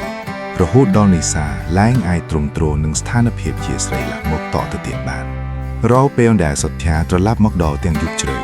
នាងតែងតែព្យាយាមលើកយកបញ្ញានៃការលែងលះនិងការរៀបការជាចំហមកជជែកម្ដងហើយម្ដងទៀតនីសាត្រូវការភាពច្បាស់លាស់នាងត្រូវការកិត្តិយសដែលបានបាត់បង់ត្រឡប់មកវិញតាមរយៈឋានៈជាភរិយាស្របច្បាប់ប៉ុន្តែរាល់ពេលដែលនាងសួរដេញដោលសុទ្ធាតែងតែប្រែពាក្យសន្យាដដែលដែលគ្មានកាលកំណត់ដើម្បីលួងលោមឲ្យនាងនៅស្ងៀមនីសាពូកំពុងតែដោះស្រាយក្រុមហ៊ុនកំពុងមានបញ្ហាបើពូលែងលះឥឡូវនេះបុប្ផានឹងដកភាគហ៊ុនទាំងអស់ចេញពូនឹងវិនិច្ឆ័យមិនខានចាំបាច់ត្រូវតែចាំបន្តិចទៀតសិនក្មួយត្រូវតែជឿជាក់លើពូពាក្យសម្ដីទាំងនេះបានคล้ายជាបទចម្រៀងដែលនីសាឮរហូតដល់សាមត្រជាប៉ុន្តែវាមិនដែលคล้ายជាការពិតឡើយសច្ចាចាប់ផ្ដើមប្រើល្បិចពន្យាពេលកាន់តែច្រើនឡើងដោយលោកដឹងច្បាស់ថាការលែងលះជាមួយបុប្ផាមានន័យថាលោកត្រូវបាត់បង់ទ្រព្យសម្បត្តិពាក់កណ្ដាលនិងកេរ្តិ៍ឈ្មោះដែលលោកខំសាងមកពេញមួយជីវិតសម្រាប់សច្ចានីសាគឺជាផ្កាដ៏ស្រស់ស្អាតដែលលោកចង់ទុកគ្រាន់តែសម្រាប់មើលកំសាន្តនិងបម្រើអារម្មណ៍ក្នុងគ្រាដែលលោកហត់នឿយតែប៉ុណ្ណោះប៉ុន្តែលោកមិនដែលគិតចង់លើកទង្គើងនាងឲ្យស្មើមុខស្មើមាត់ជាមួយបុប្ផានោះឡើយរាល់ពាក្យសន្យាដែលថានឹងរៀបការនឹងនាំនាងទៅជួបឪពុកម្ដាយដើម្បីសុំទោសនិងសុំចូលស្ដីដណ្ដឹងសុទ្ធតែជាសន្យាខ្យល់ដែលលោកប្រើដើម្បីគ្រាន់តែទប់ស្កាត់មិនឲ្យនីសាបង្កបញ្ហាឬរត់ចោលលោកតែប៉ុណ្ណោះសច្ចាចាប់ផ្ដើមធួងទ្រាន់នឹងការទាមទាររបស់នីសាហើយពេលខ្លះលោកថែមទាំងស្ដីបន្ទោសនាងថាជាមនុស្សស្រីដែលចេះតែចង់បានមិនចេះឆាទៀតផងភាពអស់សង្ឃឹមចាប់ផ្ដើមគ្របដណ្ដាប់លើចិត្តរបស់នីសានាងសង្កេតឃើញថាសច្ចាចាប់ផ្ដើមត្រឡប់ទៅតាក់ទងបុប្ផាវិញជាលក្ខណៈអាជីវកម្មហើយពេលខ្លះលោកថែមទាំងផ្ញើផ្កានិងកាដូទៅឲ្យភរិយាដើមដើម្បីសុំសម្រួលសម្រួលរឿងភាហ៊ុនទៀតផងនីសាមានអារម្មណ៍ថាខ្លួនឯងប្រៀបដូចជាកូនអុកដែលគេយកមកលេងសើចរួចក៏បោះចោលនៅជ្រុងម្ខាងយ៉ាងត្រជាក់ស្រពុកនាងចាប់ផ្ដើមយំសោកម្នាក់ឯងក្នុងភាពងងឹតនឹកឃើញដល់ពាក្យសម្ដីផ្អែមល្ហែមដែលសច្ចាធូបខ្សឹបប្រាប់នាងក្នុងរាត្រីដំបូងដែលពួកគេបានរួមរស់គ្នាអ្វីៗគ្រប់យ៉ាងគឺជាការភូតផលនិងជាល្បិចកលរបស់បុរសសម្បូរមុនស្នេហ៍ម្នាក់ដែលហ៊ានប្រើក្មួយស្រីខ្លួនឯងជាចំណីតណ្ហានីសាដឹងច្បាស់ថានាងគ្មានថ្ងៃបានក្លាយជាម្ចាស់វីឡានោះទេហើយនាងក៏គ្មានថ្ងៃបានកិត្តិយសខ្លោចមកវិញដែរដរាបណានាងនៅតែបន្តរស់នៅក្នុងអន្ទាក់នៃសន្យាខ្យល់របស់សច្ចាបែបនេះក្នុងគ្រានៃការអស់សង្ឃឹមបំផុតនីសាចាប់ផ្ដើមមានគំនិតចង់ដើរចេញប៉ុន្តែនាងគ្មានកន្លែងដែលត្រូវទៅគ្មានមនុស្សដែលត្រូវពឹងពាក់នាងបាត់បង់ទាំងមិត្តភ័ក្តិបាត់បង់ទាំងទំនុកចិត្តពីគ្រួសារនិងបាត់បង់ទាំងក្តីសង្ឃឹមលើបុរសដែលនាងស្រឡាញ់បំផុតជីវិតរបស់នាងនៅក្នុងខុនដូដ៏ប្រណិតនេះបានប្រែពីឋានសួគ៌คล้ายៗមកជាគុកងងឹតដែលឃុំឃាំងទាំងរាងកាយនិងវិញ្ញាណរបស់នាងរាល់ពាក្យសន្យារបស់សត្យាប្រៀបដូចជាខ្សាច់ដែលក្តាប់កាន់តែណែនកាន់តែហូរចេញពីចន្លោះព្រាមដៃនីសាបានត្រឹមតែអង្គុយសម្លឹងមើលអាវធំរបស់សត្យាដែលឈូនៅកន្ទូរួចសួរខ្លួនឯងថាតើត្រូវរងចាំដល់ពេលណាទៀតទើបការពិតត្រូវបានលាតត្រដាងហើយតើនាងមានកម្លាំងគ្រប់គ្រាន់ដើម្បីរំដោះខ្លួនចេញពីភ្លើងស្នេហ៍ដែលកំពុងតែដុតរំលាយជីវិតនាងឲ្យរលាយបន្តិចម្ដងនេះដែរឬទេនៅកណ្ដាលភាពស្ងប់ស្ងាត់ដ៏គួរឲ្យខ្លាចក្នុងខុនដូដ៏ប្រណិតនីសាចាប់ដើមសម្គាល់ឃើញភាពខុសប្លែកនៃរាងកាយរបស់នាងអាការៈវិលមុខនិងការចង់អូបែបចម្លែកនៅពេលព្រឹកព្រលឹមបានធ្វើឲ្យនាងមានមន្ទិលសង្ស័យយ៉ាងខ្លាំងបេះដូងនាងលោតញាប់ស្ទើរធ្លាក់មកក្រៅនៅពេលដែលនាងកាន់ឧបករណ៍ទេពតិពស់នៅក្នុងដៃនិងឃើញបន្ទាត់ក្រហមពីរលេចឡើងយ៉ាងច្បាស់ក្រែតនីសាដួលអង្គុយជុះលើការ៉ូក្នុងបន្ទប់ទឹកទាំងអារម្មណ៍ច្របូកច្របល់ទឹកភ្នែកហូរមុខមិននឹងខ្លួនក្នុងចិត្តនាងមានទាំងភាពភ័យខ្លាចនិងក្តីសង្ឃឹមយ៉ាងចម្លែកនាងគិតថា ប្រហែលជាជីវិតថ្មីដែលកំពុងចាប់កំណើតក្នុងផ្ទៃរបស់នាងនេះគឺជាខ្សែចំណងមុនស្នេហាដែលអាចចងជើងសត្វទាឲ្យនៅជាមួយនាងជារៀងរហូតហើយក៏ជាភស្តុតាងដែលបង្ខំឲ្យសត្វទាត្រូវតែសម្រេចចិត្តជ្រើសរើសនាងនិងលែងលាក់ជាមួយបុប្ផាជាដាច់ខាតនៅយប់នោះនីសាបានរៀបចំទូអាហារយ៉ាងស្អាតនិងអង្គុយរង់ចាំសត្វទាទាំងជិតអន្ទះសានៅពេលដែលសត្វទាត្រឡប់មកដល់ក្នុងសភាពហត់នឿយនីសាបានស្ទុះទៅអបលោកពីក្រោយរួចខ្សឹបប្រាប់ដំណឹងដ៏សំខាន់នេះដោយសំឡេងញ័រលោកពូនីសាមានទីពោះហើយយើកំពុងតែមានកូនជាមួយគ្នានាងសង្ឃឹមថានឹងឃើញស្នាមញញឹមឬការអបថ្នមជាការអបអរសាទរពីសំណាក់បុរសដែលជាឪពុករបស់ក្មេងប៉ុន្តែអ្វីដែលនាងទទួលបានបែរជាភាពស្ងៀមស្ងាត់ដ៏ត្រជាក់ស្រពភពសត្វទាឈរថ្មឹងទឹកមុខរបស់លោកប្រែជាស្លេកស្លាំងរួចក៏ប្រែជាខឹងសម្បារយ៉ាងខ្លាំងលោកគ្រួតដីនីសាចិនរួចស្រែកឡើងទាំងកំហឹងហេតុអីក៏ក្មួយបណ្ដោយឲ្យមានរឿងបែបនេះកើតឡើងក្មួយដឹងទេថាពូកំពុងតែស្ថិតក្នុងស្ថានភាពលំបាកបំផុតក្នុងជីវិតសត្វចាមិនត្រឹមតែមិនសប្បាយចិត្តឡើយប៉ុន្តែលោកបែរជាចាត់ទុកវត្តមានរបស់កូនក្នុងផ្ទៃនេះគឺជាឧបសគ្គដ៏ធំដែលនឹងបំផ្លាញអ្វីៗគ្រប់យ៉ាងដែលលោកនៅសេសសល់លោកខ្លាចថាប្រសិនបើបុប្ផាដឹងរឿងកូននេះនាងនឹងមិនត្រឹមតែលែងលាក់ឡើយប៉ុន្តែនាងនឹងប្តឹងផ្ដួមធ្វើឲ្យលោកបាត់បង់កិត្តិយសនិងទ្រព្យសម្បត្តិទាំងអស់ដែលលោកខំលាក់បាំងសត្វចាចាប់ដើមដើរចុះដើរឡើងក្នុងបន្ទប់ទាំងមួម៉ៅរួចពោលសម្ដីដ៏សាហាវយងខ្នងដែលនីសាមិនដែលរំពឹងទុកកូននេះមិនអាចកើតមកបានទេនីសា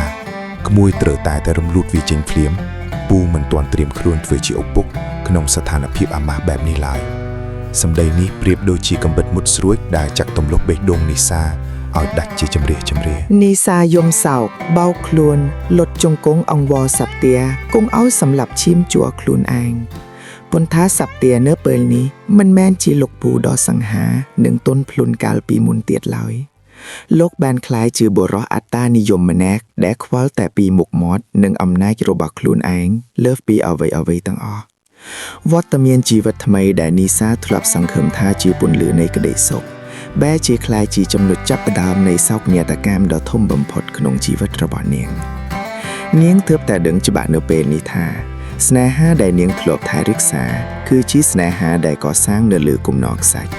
ហើយបុរសដែលនាងហ៊ានលះបង់គ្រប់យ៉ាងដើម្បីឡើយគឺជាមនុស្សដែលឈាមត្រជាក់បំផុតដែលនាងមិនធ្លាប់ស្គាល់ពីមុនមករាត្រីនោះគឺជាយប់ដែលវែងបំផុតក្នុងជីវិតរបស់នីសាយប់ដែលនាងត្រូវដេកយំអោបផ្ទៃពោះខ្លួនឯងក្នុងភាពឯកោខណៈដែលសត្វទាដើរចេញពីខុនដូទៅទាំងមិនងាកក្រោយសូម្បីតែបន្តិចភាពត្រជាក់ស្រពភពបានគ្របដណ្ដប់ពេញបន្ទប់ខុនដូដ៏ស្ងប់ស្ងាត់បន្តពីពាក្យសម្ដីដ៏សាហាវយំខ្នងរបស់សត្វទាបានបន្លឺឡើងនីសាអង្គុយដេកដួលលើកម្រាលព្រំទាំងទឹកភ្នែកហូរជោគថ្ពាល់នាងសម្លឹងមើលបុរសដែលនាងធ្លាប់ចាត់ទុកជាពិភពលោកទាំងមូលដោយកែវភ្នែកដែលពោពេញដោយការខកចិត្តសត្វទាដែលឈរនៅចំពោះមុខនាងនៅពេលនេះមិនមែនជាលោកពូសង្ហាដែលពោពេញដោយក្តីមេត្តានិងមន្តស្នេហ៍ទៀតឡើយប៉ុន្តែគឺជាបុរសអាត្មានិយមម្នាក់ដែលហ៊ានលាក់បង់សូម្បីតែឈាមជ័រខ្លួនឯងដើម្បីតែរក្សាមុខមាត់និងកិត្តិយសคล้ายៗនៅក្នុងសង្គមលោកបានដើរចូលមកជិតនីសារួចចាប់ស្មារបស់នាងបង្ខំឲ្យងើបមុខឡើងសំឡេងរបស់លោកស្អកនិងពោពេញដោយសម្ពាធនីសាស្ដាប់ពូឲ្យច្បាស់កូននេះកើតមកមិនចំពេលឡើយបើបុប្ផាដឹងបើគ្រួសារខាងស្រុកកំណាត់ក្មួយដឹងតើក្មួយមានមុខមាត់ទៅជួបអ្នកណាពូនឹងរៀបចំគ្រូពេទ្យដែលពូទុកចិត្តបំផុតឲ្យក្មួយនៅថ្ងៃស្អែកប្រល់ពាក្យសម្ដីដែលសត្វទាពូលចេញមុខប្រៀបដូចជាដាវមុតស្រួចដែលចាក់ធ្លុះបេះដូងនីសាម្ដងហើយម្ដងទៀតនាងព្យាយាមរើបំរាស់និងស្រែកយំអង្វរសុំជីវិតកូនក្នុងផ្ទៃទេលោកពូគេជាកូនរបស់លោកពូដែរតើហេតុអីលោកពូចិត្តដាច់សម្លាប់កូនខ្លួនឯងបែបនេះនីសាមិនត្រូវការកិត្តិយសនីសាមិនត្រូវការលុយកាក់នីសាគ្រាន់តែចង់ឲ្យកូនម្នាក់នេះបានឃើញពន្លឺថ្ងៃតែប៉ុណ្ណោះប៉ុន្តែភាពអង្វរករបស់នាងមិនអាចរំលាយបេះដូងដែលកក់ដោយទឹកកករបស់សត្វទាបានឡើយសត្វទាបានប៉ារឥទ្ធិពលនិងអំណាចលុយកាក់របស់លោកដើម្បីដាក់សម្ពាធលើនីសាគ្រប់ផ្លូវលោកបានគំរាមថាបើនាងមិនព្រមធ្វើតាមលោកនឹងបោះបង់នាងចោលភ្លាមដោយមិនផ្ដល់ប្រាក់សំបីតែមួយរៀលហើយលោកនឹងផ្ដាច់ទំនាក់ទំនងគ្រប់យ៉ាងរួចទុកឲ្យនាងប្រឈមមុខនឹងភាពអាម៉ាស់តែម្នាក់ឯងក្នុងរាត្រីដ៏ខ្មៅងងឹតនោះនីសាមានអារម្មណ៍ថាខ្លួនឯងកំពុងស្ថិតនៅក្នុងឋាននរកទាំងរស់ នាងសម្លឹងមើលទៅកញ្ចក់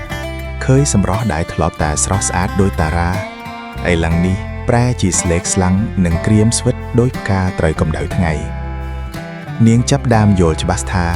ស្នេហាខុសគន្លងដែលនាងធ្លាប់ការពារគឺជាស្នេហាដែលពោរពេញដោយពីសុពលសត្វជាមិនដែលស្រឡាញ់នាងពិតប្រាកដឡើយលោកគ្រាន់តែស្រឡាញ់រូបរាងកាយនិងភាពក្មេងខ្ចីរបស់នាងតែប៉ុណ្ណោះ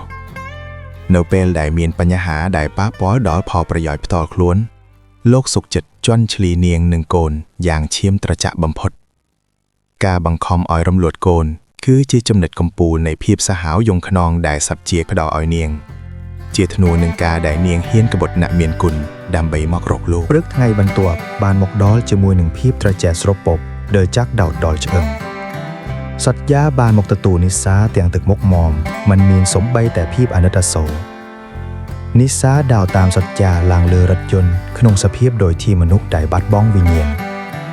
នាងមានអារម្មណ៍ថារាល់ជំហានដែលនាងដើរគឺជាការដើរទៅរកការបាត់បង់ដ៏ធំបំផុតក្នុងជីវិតនៅក្នុងគ្លីនិកឯកជនដ៏ស្ងាត់ជ្រងំមួយការវះកាត់បានប្រព្រឹត្តទៅក្នុងភាពស្ងៀមស្ងាត់ដែលគួរឲ្យខ្លាចនៅពេលដែលនិសាភ្ញាក់ដឹងខ្លួនឡើងនាងមានអារម្មណ៍ថាផ្នែកមួយនៃជីវិតរបស់នាងបានរលាយបាត់បង់ជារៀងរហូតទឹកភ្នែកដែលហូរស្រុកមកលើខ្នើយមិនមែនត្រឹមតែជាទឹកភ្នែកនៃការឈឺចាប់ផ្លូវកាយនោះទេប៉ុន្តែវាជាទឹកភ្នែកនៃភាពអស់សង្ឃឹមនិងការភ្ញាក់រលឹកថាបុរសដែលនាងធ្លាប់ស្រឡាញ់ស្ទើរងាប់រស់គឺជាបិសាចដែលបានសម្លាប់ទាំងកូននិងសម្លាប់ទាំងវិញ្ញាណរបស់នាងឲ្យស្លាប់ទាំងរស់ក្នុងពេលតែមួយ ភាពស្ងប់ស្ងាត់នៅក្នុងបន្ទប់សម្រាកនៃគ្លីនិកឯកជនហាក់ដូចជាកាន់តែធ្ងន់ឥតទៅខណៈដែលនិសាដេកសម្លឹងមើលពីដានពណ៌សដោយកែវភ្នែកគ្មានវិញ្ញាណរាងកាយរបស់នាងទន់ខ្សោយស្ទើរតែគ្មានកម្លាំងនិងកម្រើបលៀមដៃប៉ុន្តែការឈឺចាប់ដែលកំពុងចាក់ដោតក្នុងបេះដូងគឺខ្លាំងជាងការឈឺចាប់ផ្លូវកាយរាប់ពាន់ដងនាងមានអារម្មណ៍ថាខ្លួនឯងប្រៀបដូចជាសាកសពដែលនៅមានដង្ហើមផ្នែកដ៏មានតម្លៃបំផុតនៃជីវិតរបស់នាងត្រូវបានកាត់ផ្តាច់ចេញយ៉ាងឈាមត្រជាក់បំផុតរាល់វិនាទីដែលកន្លងផុតទៅរូបភាពនៃស្នាមញញឹមដ៏សាហាវនិងកែវភ្នែកដែលគ្មានមេត្តារបស់សត្យាតែងតែលេចឡើងមកលំបន្លែកនាងមិនឈប់ឈរនាងទើបតែដឹងខ្លួននៅពេលនេះថាស្នេហាដែលនាងធ្លាប់ថែរក្សានិងហ៊ានលះបង់កិត្តិយសដើម្បីការពារវាមិនមែនជាអ្វីក្រៅពីអន្ទាក់តណ្ហាដែលសត្យាបានរៀបចំឡើងដើម្បីបំផ្លាញជីវិតក្មេងស្រីម្នាក់ដូចជានាងឡើយ ខណៈដែលនាងកំពុងស្ថិតក្នុងស្ថានភាពដុនដាបបំផុតសត្យាបែរជាមិនមកសួរសុខទុក្ខឬផ្ដល់កម្លាំងចិត្តដល់នាងឡើយលោកគ្រាន់តែផ្ញើសារមកប្រាប់ថាលោកបានបង់ថ្លៃមេធាវីនិងថ្លៃពេទ្យរួចរាល់ហើយលោកត្រូវប្រញាប់ទៅជួបបុប្ផាដើម្បីដោះស្រាយរឿងបែងចែកទ្រព្យសម្បត្តិនិងព្យាយាមលួងលោមភរិយាដើមឲ្យដកពាក្យបណ្ដឹងដើម្បីរក្សាមុខមាត់ក្រុមហ៊ុនការពិតដ៏ល្វីងជូរចត់បានទះកំភ្លៀងនិសាយ៉ាងខ្លាំងធ្វើឲ្យនាងភ្ញាក់ពីសុបិនដ៏ខ្មៅងងឹតនាងទើបតែយល់ច្បាស់ថាក្នុងចិត្តរបស់សត្យានាងមិនដែលមានតម្លៃស្មើនឹងភាគហ៊ុនក្រុមហ៊ុនឬកិត្តិយសខ្លាំងក្លាយរបស់លោកឡើយលោកអាចសម្លាប់កូនខ្លួនឯងហើយលោកក៏អាចបោះបង់នាងចោលដូចជាសម្រាមនៅពេលដែលលោកត្រូវការស្រួចស្រង់ឋានៈរបស់ខ្លួនឯងត្រឡប់មកវិញ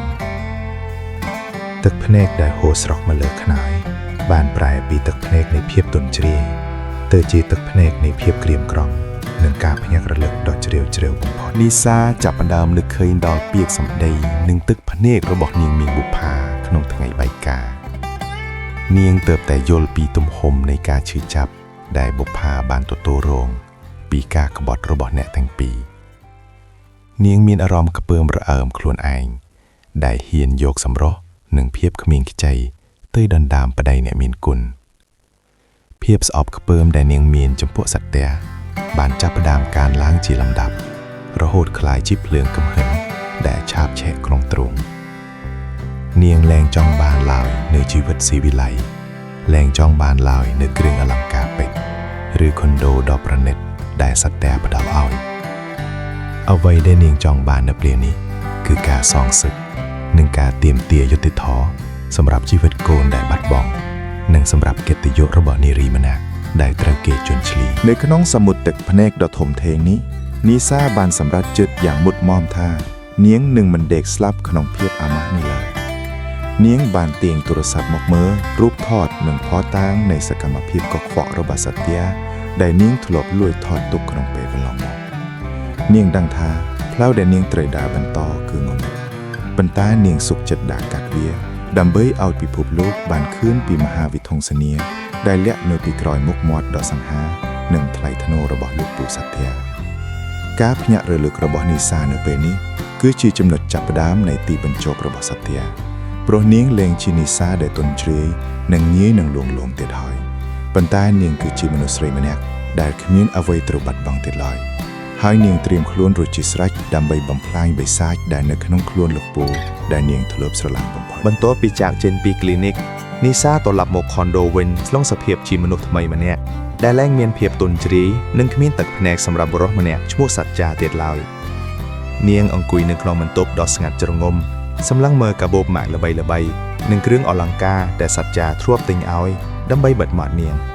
ឥឡូវនេះរបស់របរទាំងនោះប្រៀបដូចជាកំទេចសម្រាមដែលរំលឹកដល់ភាពអាម៉ាស់របស់នាងតែប៉ុណ្ណោះនីសាដឹងច្បាស់ថា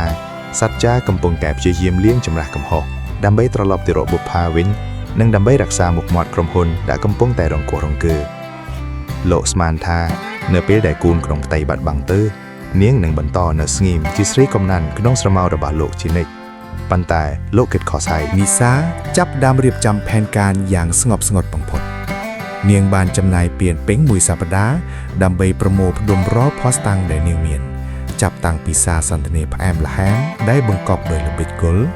វីដេអូដែលសត្យាលួចចូលក្នុងបន្ទប់របស់នាងកាលពីរស់នៅវីឡានិងជាពិសេសនោះគឺឯកសារពេជ្រដែលសត្យាបង្ខំឲ្យនាងរំលត់កូនដែលលោកបានចុះហត្ថលេខាធានាខុសត្រូវក្នុងនាមជាអាណាព្យាបាលនាងដឹងថាលោកពូសត្យាដែលធ្លាប់តែមានមោទនភាពលើរូបសម្រស់និងកិត្តិយសរបស់ខ្លួននឹងត្រូវវិនាសអន្តរាយបំផុតប្រសិនបើការពិតទាំងនេះត្រូវបានលាតត្រដាងនាងមិនបានជ្រើសរើសវិធីប្រើហិង្សាឡើយប៉ុន្តែនាងជ្រើសរើសវិធីសម្លាប់កិត្តិយសរបស់លោកឲ្យស្លាប់ទាំងរស់នៅក្នុងសង្គមនៃចំនួនក្នុងអំឡុងពេលដែលសត្យាកំពុងតែរវល់រៀបចំកម្មវិធីជប់លៀងដ៏ធំមួយដើម្បីប្រកាសពីការរួបរวมគ្នាឡើងវិញរវាងលោកនិងបុប្ផានិងដើម្បីទាក់ទាញអ្នកវិនិយោគទុនថ្មីនីសាក៏បានចាប់ផ្ដើមធ្វើសកម្មភាពនាងមិនបានទៅរកសច្ចាដើម្បីជេរប្រមាថឬទាមទារលុយកាក់ឡើយប៉ុន្តែនាងបានផ្ញើឯកសារនិងភស្តុតាងទាំងអស់នោះទៅកាន់បុប្ផាជាមុនសិនរួមជាមួយសារសំទោសចេញពីចិត្តយ៉ាងជ្រាលជ្រៅនីសាដឹងថាបុប្ផាគឺជាស្ត្រីដែលរឹងមាំនិងមានអំណាចលើសច្ចាបំផុតការដែលនាងប្រគល់អាវុធទាំងនេះទៅឲ្យបុប្ផាគឺជាការប្រគល់សិទ្ធិឲ្យអ្នកដែលរងគ្រោះបំផុតជាអ្នកកាត់ក្តីជាមួយគ្នានោះនីសាក៏បានរៀបចំផ្ញើព័ត៌មានទាំងនេះទៅកាន់បណ្ដាញសារព័ត៌មានល្បីៗនិងដៃគូចំនួនធំៗរបស់សច្ចាដោយកំណត់ពេលវេលាឲ្យចេញផ្សាយស្របពេលដែលកម្មវិធីជប់លៀងចាប់ផ្ដើមរាល់ជំហានដែលនីសាធ្វើគឺពោពេញដោយភាពត្រជាក់ស្រពឹបនិងម៉ត់ចត់បំផុតនាងលែងខ្វល់ពីភាពអាម៉ាស់របស់ខ្លួនឯងទៀតហើយព្រោះនាងដឹងថាជីវិតនាងបានរលាបាត់បង់តាំងពីថ្ងៃដែលកូននាងស្លាប់អ្វីដែលនាងចង់ឃើញបំផុតនៅពេលនេះ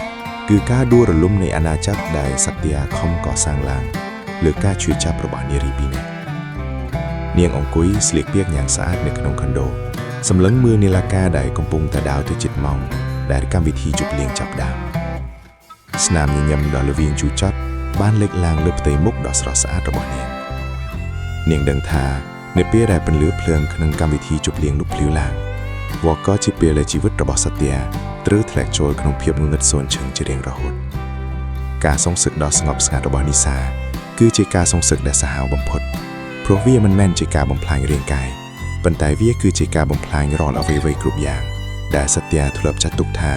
មានតម្លៃជាងជីវិតមនុស្សពន្លឺភ្លើងពណ៌មាសជះចាំងពេញសៅមហោសុខនៃសន្តាគារលំដាប់កាយផាំ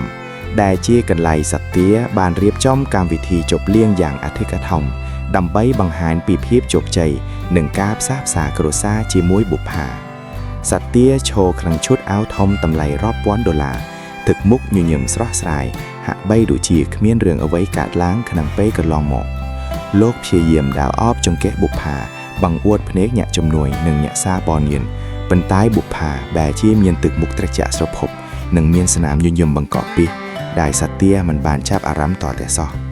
លោកស្មានថាលួយកាក់នឹងគ្រឿងពេជ្រដែលលោកបានសោកពាន់កោយភរិយាដើមអាចទិញយកភាពស្ងប់ស្ងាត់និងកិត្តិយសរបស់លោកត្រឡប់មកវិញបានខណៈដែលសត្យាកំពុងឈរលើវេទិកាត្រៀមនឹងថ្លែងសន្ទរការ សំឡេងសារដំណឹងក្នុងទូរស័ព្ទរបស់ភ្ញៀវកិត្តិយសរាប់រយនាក់បានបន្លឺឡើងស្ទើរតែព្រមគ្នារូបភាពវីដេអូនិងឯកសារដែលនីសាបានផ្ញើចេញ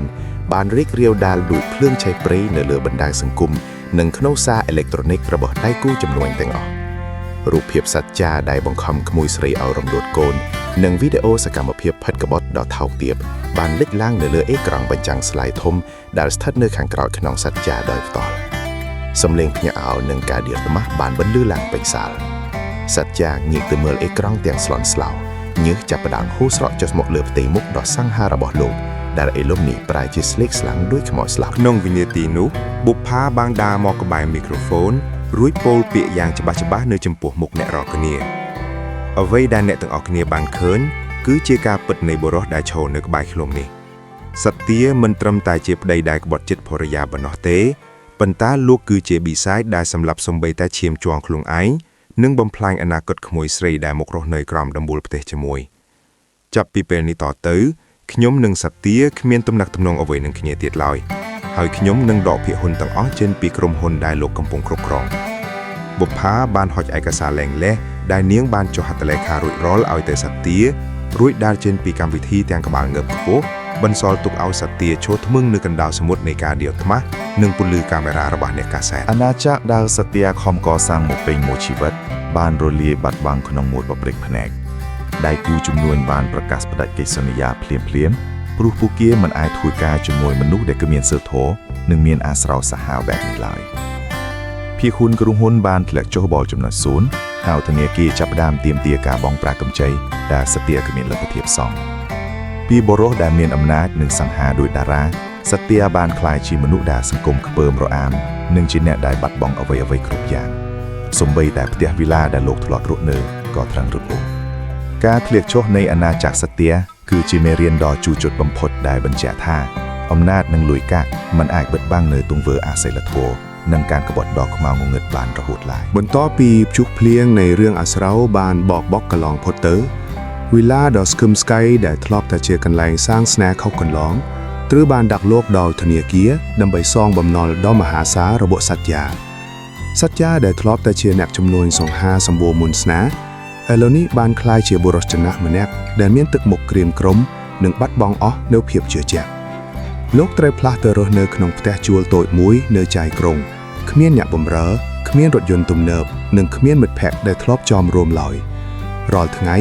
លោកត្រូវរស់នៅជាមួយភាពឯកោនិងវិបដិសារីដែលតាមលងបន្លាចគើបដង្ហើមចេញចូលរូបភាពកែវភ្នែកដ៏ឈឺចាប់របស់បុប្ផានិងទឹកភ្នែកដែលពោពេញដោយកំហឹងរបស់នីសាតែងតែលេចឡើងក្នុងសុបិនរបស់លោកជានិច្ចធ្វើឲ្យលោកដឹងច្បាស់ថា